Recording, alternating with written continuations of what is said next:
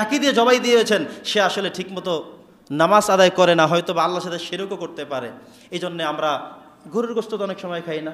কসাই ভাই যারা আছেন, গরুর কাজ কারবার করেন, আসলে তারা জবাইয়ের ক্ষেত্রে এই বিষয়গুলো খেয়াল রাখেন কিনা, ঠিকমতো জবাই করলেন কিনা। আমরা তো কোরবান আসলে আমরা তো সবাই সম্পৃক্ত থাকি না। সেই সময় পা যাইবে কোন দিকে, মাথা থাকবে কোন দিকে, জবাই করব কিভাবে, কত সিস্টেম থাকে না।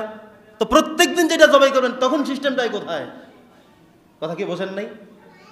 আপনাদের কথা বলতেছেন না, কথাগুলো কি বোঝা যায় না? কোরবানের সময় এত কিছু কেন? কোরবানের সময় হুজুর লাগবে, 8 জনে ধরা লাগবে, পশ্চিম কেবলামুখী করা লাগবে, ওই দিক ফেরা লাগবে, মাথা ওই দিক লাগবে, পিছনে আরেক দিক লাগবে, সবই তো করলেন। অন্যদিন যেভাবে জবাই করলেন সেভাবে তখনও তো একই সিস্টেম সব আস।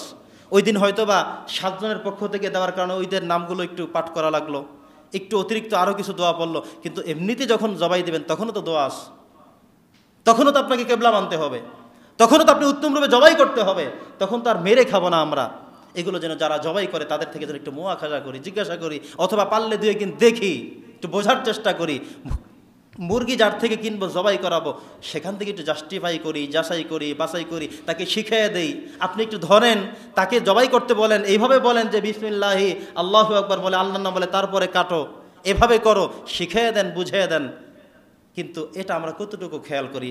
হালাল টাকা দিয়ে কিনে, হালাল জিনিস কিনে, কিন্তু জবাই করার ক্ষেত্রে আমি সতর্ক না থাকার কারণে এই হালাল জিনিসটাও হারাম হয়ে গেল। কথা কি বুঝতেছেন? নবী করিম সাল্লাল্লাহু আলাইহি ওয়াসাল্লাম বলেছেন, প্রাণীর উপরে যেন কখনোই জুলুম করা না হয়। প্রাণী জবাইয়ের ক্ষেত্রে সর্বোচ্চ ছুরি দিয়ে হোক, অন্য কোনো কিছু দিয়ে হোক, সর্বোচ্চ ধারালো হতে হবে, যেন প্রাণী কষ্ট বেশি না পায়। জবাই শুরু করলেন, মুহূর্তের মধ্যে যেন আপনি জবাই কমপ্লিট করতে পারেন, সে যেন অল্প সময়ের মধ্যে তার জীবন চলে যায়, সে যেন সহজ পায়, আহসান পায়। এই সময় কিছু মানুষ এমন এক দাও নিল, এমন এক বটি নিল, এমন এক ছুরি নিল, পোষাইতে রক্ত বের হতে হতে অনেক কষ্ট পেল, এটা মাকরু হয়ে যায়। মনে রাখতে হবে মাসালা। এই জন্য এই সর্বোচ্চ দৃষ্টিকোণ থেকে আমাদের লক্ষ্য রাখতে হবে। প্রিয় সুধী, সর্বশেষ 9 নম্বর বৈশিষ্ট্য হলো আল হাফিজুন। আল্লাহ সুবহানাহু ওয়া তাআলা যে কথা বলেছেন যে আল্লাহর হুকুম হেফাজতকারী। আল্লাহ যতগুলো হুকুম আমাদেরকে করেছেন, আমরা এই হুকুমগুলোর হেফাজত করব। তা আমি আরেকবার এই ইমানদারদের কয়েকটা বৈশিষ্ট্যগুলো আরেকবার 9টা বৈশিষ্ট্যের কথা বলে আমি আলোচনা শেষ করব, সময় শেষ। 1 নম্বর বৈশিষ্ট্য বলেছিলাম আত-তাইবুন, আপনি অন্যায় করেছেন তওবা করবেন। 2 নম্বর হলো আল আবিদুন, আমরা ইবাদত করব শুধুমাত্র একজনের দাসত্ব, তিনি কে? আল্লাহ। 3 নম্বর হলো আল হামিদুন, আমরা প্রশংসা করব শুধুমাত্র আল্লাহর, কোনো নেতার না, কোনো চেয়ারম্যানের না, মেম্বারের না, অমুকের তমুকের গুণগান করে জীবন নষ্ট যেন আমরা না করি। যারা এই দেশে যত বেশি গুণগান করেছে তাদের অবস্থা তত বেশি খারাপ হয়েছে, দেখেছেন না আপনারা? এখনও কি দেখা যায় না?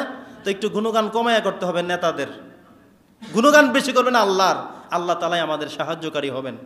3 নম্বর হলো আস-সাইহুন, রোজা রাখতে হবে, আল্লাহ রোজাদারদেরকে পছন্দ করেন। 5 নম্বর হলো আর রাকিউন, রুকু করতে হবে। 6 নম্বর হলো আস-সাজিদুন, সেজদাকারী। 7 নম্বর হলো আল আমিরুনা বিল মারুফ, কি করতে হবে? সৎ কাজের আদেশ করতে হবে। 8 নম্বর হলো ওয়ান নাহুনা আনিল মুনকার, অন্যায় থেকে মানুষকে নিষেধ করতে হবে, বারণ করতে হবে, বাধা দিতে হবে।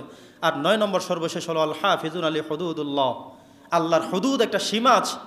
প্রত্যেকটা জায়গাতেই নামাজ একটা রুলস আছে, রোজার রুলস আছে, হজের রুলস, জাকাতের রুলস, এই সিস্টেমগুলো, আল্লাহর হুদুদগুলো, আল্লাহর আইন শৃঙ্খলা, সবগুলো বিষয়কে যথাযথ মেনে নিতে হবে, তাহলেই আসবে আমাদের শান্তি। আল্লাহ সুবহানাহু ওয়া তাআলা আমাদের সকলকে ইমানদারদের এই বৈশিষ্ট্যগুলো মনে রাখার বাস্তব